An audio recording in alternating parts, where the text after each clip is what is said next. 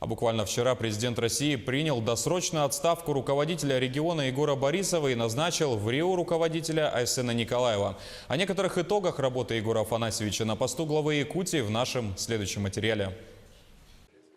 Егор Борисов возглавлял республику с мая 2010 года в общей сложности 2919 дней. Об итогах деятельности лучше всего говорят цифры статистики. За период пребывания Егора Борисова в должности руководителя республики валовой региональный продукт Якутии вырос в 2,2 раза. По этому показателю в 2010 году регион занимал 26 место, а в 2016 уже 20-е. Инвестиции в основной капитал выросли в 2,9 раза по сравнению с 2010 годом и составили 384 миллиарда рублей.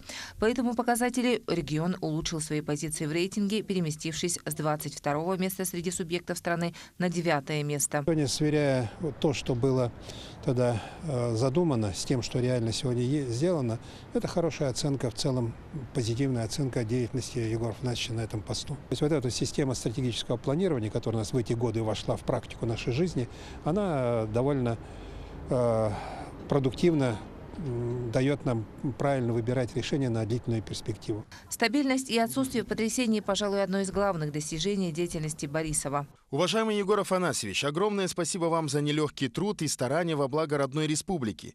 Пусть ваш опыт, мудрость будут и дальше помогать республике долгие годы. Здоровья, благополучия вам и вашим близким.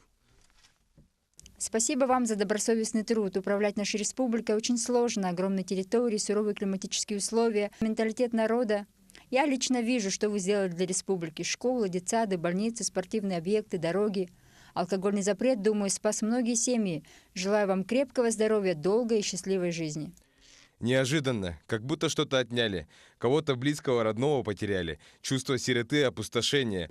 Уровень жизни населения, здравоохранения, образования всегда были приоритетными в политике Борисова. Были внесены изменения в законодательство конституционные, связанные прежде всего с гарантией образования в республике на родном языке, на якутском языке.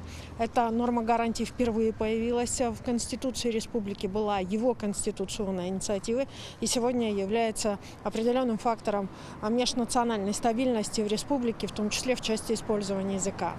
А второе, безусловное изменение, которое было именно достижением республики, это сохранение выборности глав поселений и глав городов. Критика и оппозиционные нападки сопровождали действия Егора Борисова всегда. Много говорили о кадровой чехарде, но при этом признавались и позитивные тенденции. Была попытка интегрировать во власть гражданское общество. Для этого создалось такое ведомство, как Министерство по развитию институтов гражданского общества, создавалась общественная палата. То есть была попытка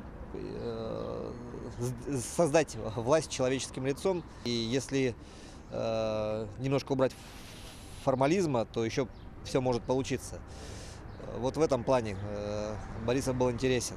Эпоха Борисова уже история. Главным же остается одно – развитие Якутии и благополучие якутян. Туяра Филиппова, Саргалана Федорова, Владимир Павлов, Джулустан Иннокентьев, Якутск.